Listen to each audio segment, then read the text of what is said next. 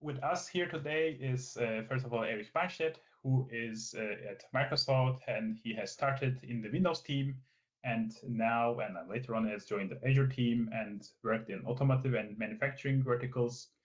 And he has founded the Windows and Azure industrial IoT teams. And if you are aware of any industrial IoT product from Microsoft, you have probably seen his name already. And he is also very involved recently in industrial standards and their usage in Microsoft, and also as well the commitments to the open source as a senior director and architect at the corporate standards group at Microsoft. So welcome, Erich. Thank you for having me. On the other hand, we have Sebastian Käbisch, who is a principal key expert at Siemens, Munich, Germany. And he's basically working on the efficient realization and usage of standardized Internet and web technologies in the broad industrial IoT domain. And you probably see his name in different places in strategic initiatives, research or development topics with Siemens business units, but also outside in industrial and building automation domains. He is also, of course, the co-chair of the Web of Things Working Group and also the UA Binding at the OPC Foundation. Yeah, and with this, we will start the presentation. And yeah, the topic is OPC UA and Web of Things. So Erich and Sebastian, you can take the floor. Okay, thank you so much. So I'm going to focus my presentation on basically the mapping from Web of Things to OPC UA, while Sebastian's going to focus on the mapping from OPC UA to Web of Things. So basically, with that, I will share my screen. So you already heard where I work. I'm also the chair of the cloud initiative inside the OPC Foundation, and what you're seeing here today is a big part of this cloud initiative, which is basically bundling all cloud-related technologies at the OPC Foundation. So what we hear from members of the OPC Foundation all the time is that their biggest challenge is vendor lock-in. And obviously that can come in various different shapes and sizes. So usually you're forced to use a specific SDK or interface, communication protocol or data model, but you can also be locked into a specific software platform or have to buy specific hardware. So the question is, how do we avoid vendor lock-in? Well, for that, we need four things. We need a standardized interface, a standardized data format, a standardized data model, and standardized semantics. So I have this analogy here. I'm not sure if it works for you, but those four things is what really makes an interoperable solution that doesn't lock you in to a proprietary ecosystem. So OPC UA, as the industrial interoperability standard, has this interoperability at its heart. So for example, if you buy a modern industrial robot, which most likely will have OPC UA built in, you will see that the interface to that robot is what OPC UA calls client-server technology. It's the interface. The data format would be a binary format that the OPC UA standard, which is incidentally an IEC standard, defines. And then there's also an OPC UA information model. It's actually very powerful, the OPC UA modeling language.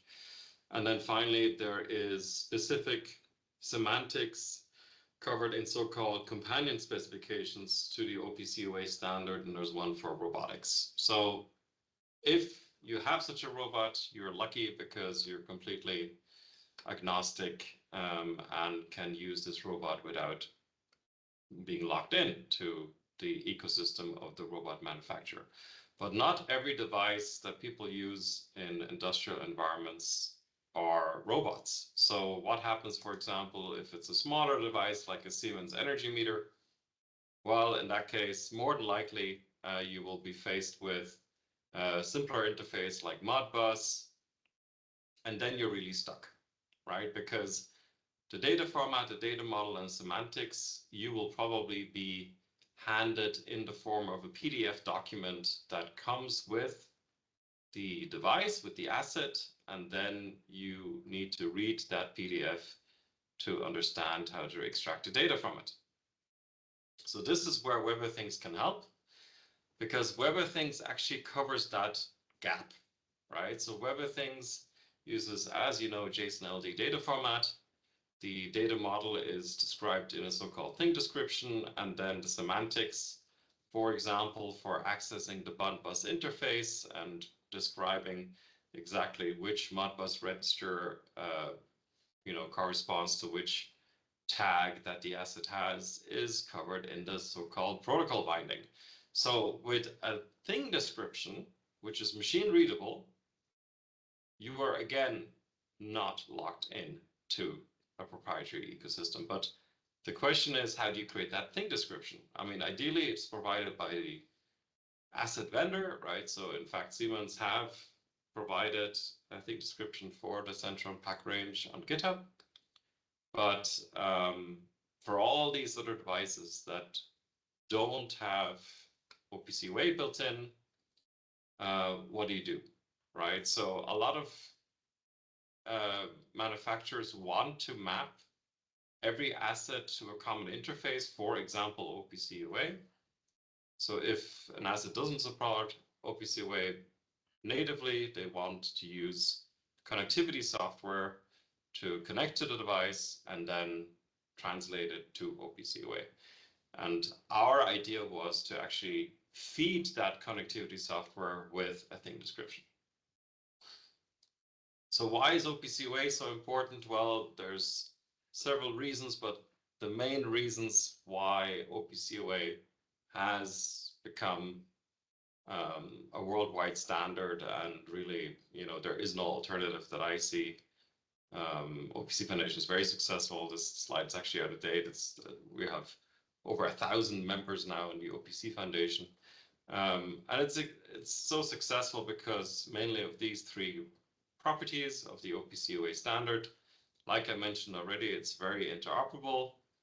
It's open source. There's several open source reference implementations on GitHub.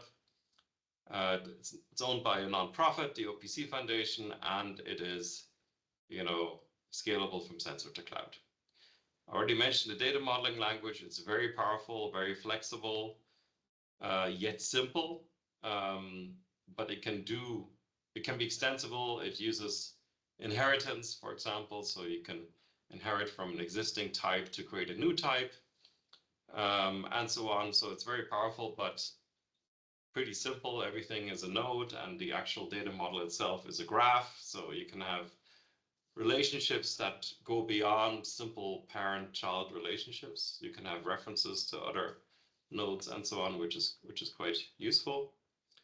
And in my opinion, it has best-in-class security for operational technology. So it uses certificates for authentication. There's authorization built in. All the important things that make up a good security solution is already available, and the security standards in OPC UA continue to be developed further to always be one step ahead of the bad actor. I already mentioned the semantic information that is covered in so-called companion specs, and the VDMA, the German Machine Builder Association, have done an excellent job with over 600 companies involved in building these semantic companion specifications for specific asset types. You can see an extract here.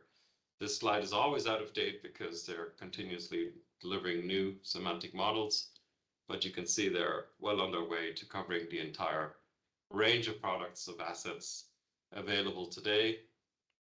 And this will continue forever, probably, because as new asset types come out, new semantic models are created, or existing ones are updated. So really, the VDMA has really committed to using OPC UA. So I mentioned industrial connectivity software, and this is really what people use to take proprietary assets and map them to OPC UA. Here's a sample of these connectivity software solutions.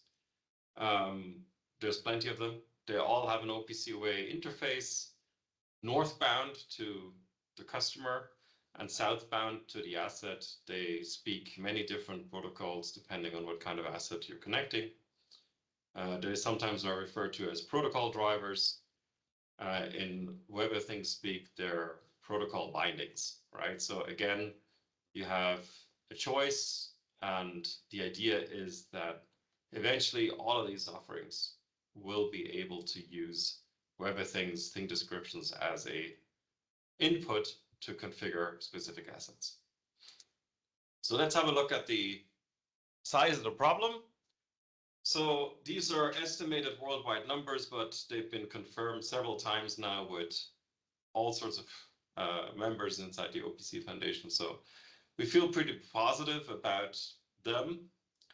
Maybe they're off by a few percent here and there, but you know, to show you the problem space, you can really argue that about 10% of all assets are discoverable, which means that you connect to them and you can extract the data model and its meaning from the asset itself.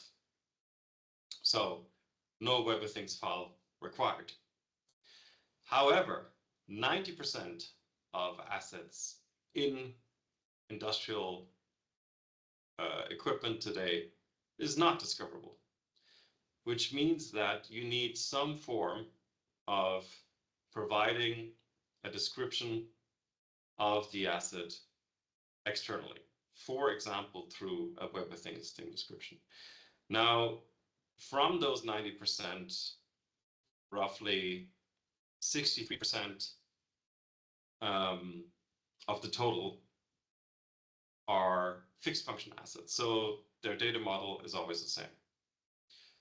For example, the Centron pack, right? So that's great because it means that you ship your product, you create a Web of Things file once, and you ship it along with your product, and you're done, right? Where it gets complicated are so-called programmable assets or programmable PLC, or PLCs, programmable logic controllers, and their data model changes all the time. Every time you reprogram the PLC, you end up with a different data model.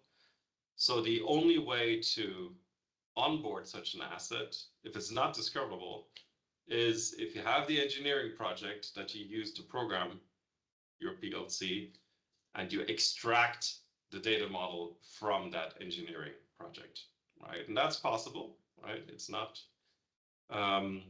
uncommon, and I know Siemens is working on a way to extract the Web of Things file from their TIA portal engineering tool. They already have a preview of a derivative called asset interface description. But again, it is possible technically. It just needs to be done in the actual engineering software. And other automation companies have similar tools and similar functionality. But again, Web of Things functionality is something that end customers will have to ask for. So what does a Web of Things file look like? You're all here in the Web of Things community, so I assume you know what that looks like, so I'm going to skip over this. But what we've basically done is, like I mentioned, we have created an interface where we can provide a Web of Things file to industrial connectivity software to map an asset to OPC UA. So, providing the interface was actually relatively straightforward. I mean, obviously all the connectivity software already has an OPC UA server interface, so it was an obvious choice to say, let's just extend this OPC UA interface with the functionality to upload a Web of Things file. But then we said, could we actually try to produce these Web of Things files automatically? So large language models had just become widespread. I think when we started, we had GPT 3.5, which was okay, it wasn't great, but it did work. But certainly when GPT-4 came out, it started to really take off, and we could generate these Web of Things files with just prompting, the large language model to generate a Web of Things file for a certain asset, and it would, to 95% completeness and accurate. So we blogged about this on LinkedIn, got a lot of responses in a very short amount of time. So we realized we had a good thing going. So we said, okay, let's start a working group inside the OPC Foundation to define this interface. And we actually set up another working group specifically for large language models to investigate what needs to be done to these large language models to make them even more accurate. So what we ended up with was, in fact, a companion spec, this time not for a particular semantic model of a particular asset type, but with that interface description and how to upload a Web of Things file to industrial connectivity software. So in version 1.0, we had defined exactly two new methods, create asset and delete asset. Create asset would create an endpoint in the connectivity software, and then basically use that endpoint to upload the file, the Web of Things file. So we use standard file transfer mechanisms built into OPC UA, so file upload was pretty much already present. We didn't need to define that. So we just had to define create asset and delete asset, which was good enough for version 1.0. And of course, we provided an open source reference implementation that we used for testing as a proof of concept. And in the meantime, this is also available on the OPC Foundation GitHub. Feedback was prompt. They said it's great, but some functionality is missing. So we created a 1.1 version straight afterwards where we added some convenience functions that were all optional. You didn't have to implement them, but they're useful because they add additional functionality. So for example, you could call a method to do a simple connection test to the assets to see if the connectivity software actually, is able to connect to the asset in the first place. Discover assets was added in version 1.1 specifically for assets that were in fact discoverable. And, in that case, you could provide, and I'll cover the questions in a minute. In that case, you could provide a Web of Things file, or the Web of Things file could be provided automatically, right? So it would be generated from the discovery process, and then you could simply call create asset for endpoint, and you could even download the Web of Things file from the industrial connectivity software. So file transfer happens in both directions, right? So this is useful if you are not happy with the generated Web of Things file from the industrial connectivity software, and you want to add some additional information. So you would first download it, you make some changes, and then you upload it again. And that's what create asset for endpoint is used. So you can generate the Web of Things file directly from the industrial connectivity software and then download it.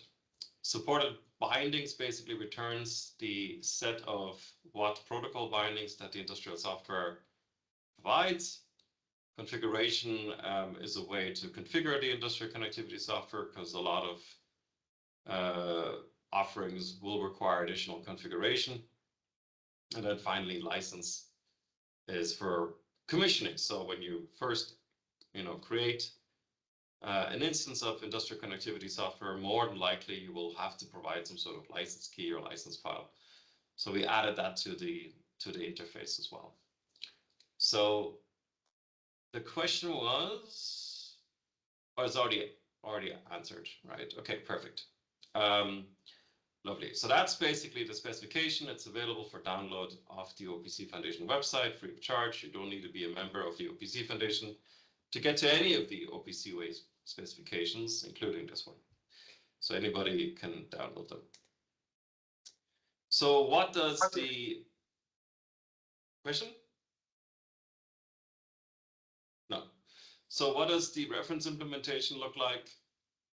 So I mentioned during the development of the specification, we obviously wanted to try this out, and we created an open source project on GitHub. That's called UA Edge Translator, and it is available from the OPC Foundation website. And along with it, we created a simple tool that basically exercised the new interface. That tool is also available on GitHub. And you see the link here for, it's a UI-based tool where you can simply onboard asset with 3 steps using ChatGPT. So you basically enter the make and model of the asset you're interested in. You generate the Web of Things file from ChatGPT. It downloads directly to your PC. Then you can use something like, Siemens provided a Watt editor to the Eclipse Foundation called Editor with a D. So you can use that directly from your PC, make modifications to the file. It does semantic validation, which is useful, and then you basically provide the file that you're happy with to UA Edge Translator by typing in the endpoint to Edge Translator on your network, click on send, and you've onboarded the asset. So what does one of these thing descriptions look like? Here's an example directly for the Centron pack. And, I mentioned the VDMA companion specifications, right, for particular asset types. And even that information can be provided inside the Web of Things file, which gives you an additional feature. It allows you to map not just to OPC UA, but to specific types defined in companion specs for certain asset types. So, for example, there is a Profinet energy monitoring companion specification specifically for energy monitoring equipment, and the Centron pack is an energy monitoring asset. And then you can say, okay, the properties in that Web of Things file should be mapped not just to OPC UA, but also to the OPC UA types from the Profinet energy monitoring companion spec. And a lot of customers that are members of the OPC Foundation, a lot of manufacturers that are members of the OPC Foundation like that very much, because they in fact have created their own OPC UA information model and defined types from different sources, different companion specs in them, and want to map all their assets to those set of types. For example, energy monitoring type or robot type or whatever it may be. So this information can also be provided. So here is a screenshot of the Siemens editor that they contributed to the Eclipse Foundation. It's a Watt editor, and it does validation of your Watt file. So for example, make sure that the JSON syntax is correct, the schema validation is also taken care of, and it renders the Watt file in a nice UI where you can add and remove additional information easily. And of course, it also has GPT integration, as you can see here on the top right here. So you can generate thing description files through that UI as well using ChatGPT. So then once you're happy with the file, like I mentioned, all you have to do is provide the endpoint to UA Edge Translator on your network. It's usually opc.tcp.something. Hit send, provide the file and the Watt file that you just generated, and you're good to go. Once you've done that, here's a screenshot of the standard OPC UA client application, also available open source from the OPC Foundation. And you can see it is in fact connected to UA Edge Translator. And also here's a link to UA Edge Translator on the OPC Foundation GitHub if you're interested in it. And you can see that it's already mapped the Siemens Centron pack into its OPC UA server address space. So like I mentioned, Web of Things is part of the Cloud Initiative. Cloud Initiative is much bigger than Web of Things, but Web of Things is an important part, and you can see it here. Connectivity working group is in the under the umbrella of the Cloud Initiative, let's say. And here's a screenshot of the reference architecture that the Cloud Initiative has produced. And number 4 here is the industrial connectivity software component that is operating on premises at the manufacturer site. And if you look at the equivalent architecture using open source, you can see that UA Edge Translator is used there. So it has its place firmly in the reference architecture of the OPC Foundation, Cloud Initiative, and you can try it out today. In fact, UA Edge Translator now supports 11 southbound protocols, everything from Siemens to Rockwell to Beckhoff to Modbus, of course, for Schneider and other PLCs, but also a lot of fixed function devices use Modbus. There's an experimental BACnet implementation. I'm working on a Matter implementation right now, which is non-trivial.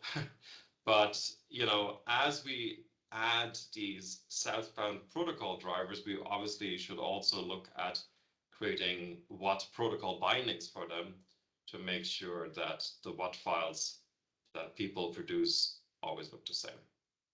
So with that, I'm at the end of my presentation. Yeah, that also a very warm welcome from my side. And now I have the pleasure to introduce you another companion specification document from the OPC Foundation that is called OPC UA WAT Binding. And to give you a little bit context here, I would like to start with this overview. And what you see here is a high-level use case or a high-level representation how OPC UA works. Yeah, usually you have your field devices, as Erich mentioned, on your shop floor. Typically, they are providing their runtime data to an OPC UA-based system, and the OPC UA server then typically provides then its data to different application use cases that comes from monitoring, controlling, or cloud services. Yeah. What Erich just explained is this onboarding. Yeah, this is typical still an issue. And here with this companion standard, WAT connectivity, you can also now use WAT thing description to make a kind of plug and play integration of all the feed devices that you can see here into the OPC UA system, and so that you can use all the data in your OPC UA ecosystem. Now is the issue that we say, well, what happens if the OPC UA is also one of the endpoints of multiple other endpoints which are not speaking OPC UA? Yeah, and it is not quite untypical that you have the use case to develop IoT application that have to interact with different kind of interfaces, where, for example, OPC UA is one of them, and then you have also other protocols like BACnet, OPC, and HTTP. Yeah, and there is the question: well, how we make the interfaces more attractive to be used and easy to be used for your cross IoT application. And if you have a look in today's OPC UA solution, there is a little bit a missing way how you can describe OPC UA interfaces. They have their own description language that's called XML notezip file, but yeah, it's based on XML, right? And it's very complex. Yeah, you have to really understand OPC UA very well, and this is a little bit maybe not attractive for integrator which maybe not expert in OPC UA. If they actually want just a few data points from the OPC UA server, in their target applications. Yeah, and the question is how we improve this and make this integration of OPC UA system much more easier in your target application. And yeah, what is also missing at the moment, OPC UA, just to describe a small, very small subset that you like to expose for external applications. And yeah, and also to integrate very easily RDF-based semantic technologies that is heavily used in the web and so on. And that was one of the motivation that we should come up with this OPC UA binding at the OPC Foundation. Myself, I'm leading this group together with Erich Barnstedt. And yeah, just to give a short information about the status of this document and publication process, we are just past the tech review. We have received some comments which we are currently look into it. And if you have completed that, then we will publish this. And more or less, I would expect this in the next couple of weeks that we have officially released the 1.0 version then. Right, right. This is just a big picture. So the idea is that we are providing also an opportunity that we can simply describe OPC UA interfaces also as a thing description. And I give you a simple example how a thing description can look like if you want to describe a single data point from an OPC UA server, which is typically called a UA variable. And so what you can see here on the very beginning is that you find here the information that we have a endpoint that starts with opcu.tcp. So that's usually scheme terminology to identify, okay, we are talking here with a OPC UA client server interface. And then you find, of course, here the location and also the port address that is used.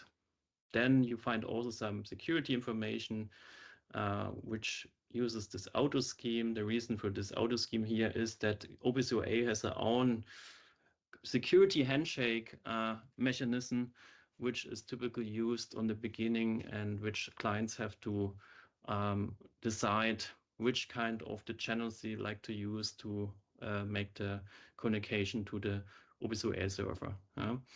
Well, and then more or less that's it. Then you're just coming already to the data points. And if you have one UA variable, you can simply describe this as a property. And then you can provide all the details, which is the property about, which data type it's used, which unit it used, the range, etc. And then the very important information is about the node ID, which is encoded in the href field. And all the OPC UA expert will already identify, this is a typical node ID pattern, and which is then, or can be used then to ramp up the addressing assignment for your OPC UA driver. Right, that's it. Yeah, of course, we have defined much more in our specification document because OPC UA has different facets what you can specify there. Regarding the URL scheme, we have here defined this scheme here, which tells you how you have to set up your information when it comes to the location of the OPC UA server, but the most important one, how to share the node IDs. And as you can now, or as you know, there are different ways how you can share node IDs. You can use the namespace within and without namespaces. So there are different variations possible. And with this approach explained here, it's simple then explained how you should then use the specific node IDs for your use case.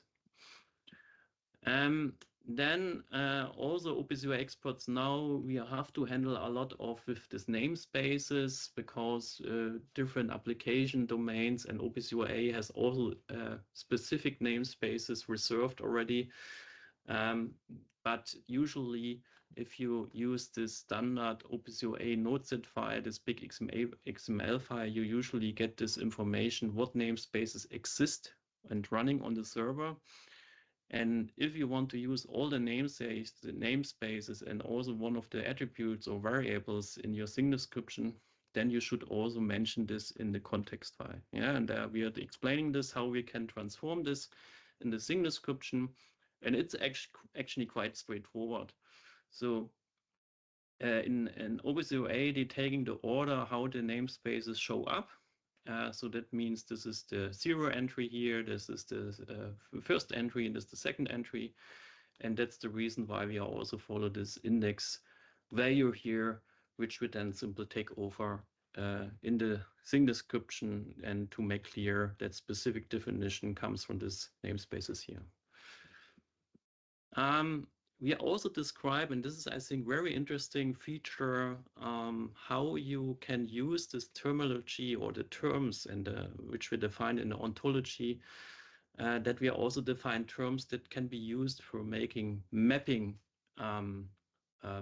definitions. So if you have like here a thing description that describe different voltages values from different phases, then you can also say, well, if you have this kind of definition and you already know this definition makes sense to map to a specific place in an OPC UA model, then you can provide already this information in the thing description. Yeah, so this is an example where you, for example, can you map your different phases voltage information to a predefined OPC UA model that coming from a companion specification document and has the type RP data type, and they are using typical use to represent these different voltages of the different phases here. Well, this is an overview of all the terms that we have predefined in the what ontology and which can be used in the thing description. So if you can see, the most of them are optional. They are just the reason why it's optional, because usually if you have just the thing description and mainly the node ID, then you have already typical all the information that is needed to ramp up the communication to the OPC UA server and to get a specific data point or to execute a specific method. But sometimes you want to give more context. Yeah, where does this data point come from? Which is the parent node and all this stuff? And we are simply provide also these features here in the specification document. And if you want to enrich this information with this kind of information in your thing description, then you have the opportunity here to doing so. Next submodule which I like to present is the asset interface mapping configuration. Oh, what's that? The asset interface. There is a video in the background, well, because there is a old. I have to remove that. I'm sorry about this. This was just a copy of an old presentation. Okay, now it should disappear, this voiceover. Right, so, and this is just a slide to make aware of that we are describing also a process how you can generate thing description out of an OPC UA interface, which is maybe discovered or browsed by the services from OPC UA. Yeah, they have this browsing service on board, and based on this browsing and going through all the trees that are on this OPC UA server, then you can simply generate the thing description to it. You can also do this based on the XML nodeset file. So we have also described this, how this works and how this look like. And this is, of course, very helpful that you say, well, I would like to generate a specific subtree or a specific part of my OPC UA model to a thing description, which you can simply do it based on the specification document. And yeah, here's also example, which is also defined in the specification document. So as you can see here, we have here different variables, also methods here. And yeah, based on this approach, you can simply generate the thing description, which has then, for example, the speed parameter here, and you see also some action here, start motor, and so on. Start motor is defined here. It's a method, And then you can also get all the input and output information as defined here. So in OPC UA, it's input argument, output argument, etc. Yeah, and you're getting also the equivalent information in the thing description and all the information that you need to execute the actions or methods then in your runtime application. When it comes to implementation, I'm very proud to say that we at Siemens have a very prominent internal implementation. It's called One Connectivity. That is used in many enterprise products or at Siemens. And it's, I have to say, it's very successful. And yeah, it implements especially the complete Web of Things stack and is mainly used for integration purposes. And yeah, and we have also the OPC UA binding there on board. And if you are looking for some more open source implementation, there we have also the ThingWeb implementation that is under the umbrella of the Eclipse Foundation. And there you can also find the latest OPC UA binding implementation in there. And for this, I would show you how this quickly look like in the last couple of minutes.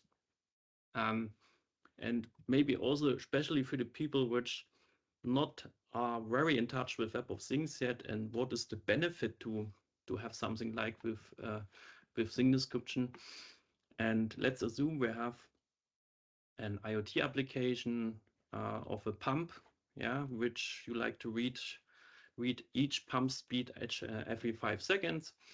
And if the pump speed is over 200, then you want to increment a different service just to count how much you meet the threshold, right? And to make this implementation based on Web of Things and to have this different things integrated there and with the different protocols, here one with OPC UA and HTTP, then you have just this few lines of code. Yeah, if you, for example, use this open source tool in Node-RED. Yeah, so what has happened here? You integrate the thing description of this OPC UA server here, then the thing description of this HTTP server there. And then, yeah, you're making your business logic here. And this is, I would say, one also the great magic of Web of Things, that you really can concentrate on the business logic that is asked here. Yeah, so like you checking the speed of this OPC UA server pump. And if this is reaching this limit here, then you have to increment the counter here, etc. And this is a very cool thing here, that you don't see any protocol specific information here in the business logic. Yeah, and this is really interesting when it comes to reusage of business logic for other use cases. Yeah, so you can start to abstract your business logic from the action or interaction with the devices where you usually need all the protocol specifics. You can abstract this and you increase your business logic reusage a lot. Right, this is actually one of my last slides. I can also show quickly a small demo how this look like in a real life. So what you see here is an OPC UA client, which is connected to our OPC UA server, and this is one of, I would say, classic views of the OPC UA server. You have objects here, the types and views folder, and the object is typically a place where you find then the runtime data. Yeah, and if you have a robot or a production line or something like that, there would be a lot of subtrees in here. And if you go here, you see a lot of UA variables, which you can, for example, subscribe here. So I can move this here simple to this field here. And this tool here just makes subscription on this UA variable, and then you can see here the runtime data. Yeah. Okay, this is just how OPC UA usually works. You see here the node IDs of all the runtime data. And if I want to use this now with Web of Things, then I go to this slide here, or I need to make this smaller. Yeah. Then I prepared here, or I have here some small code of lines which do some subscription of some runtime values like of volt and currents. And as I mentioned before in the previous slide, what we have to do simply here is to ramp up all the information that you want to use the watt stack. You pass here the thing description, which describe all the UA variables here.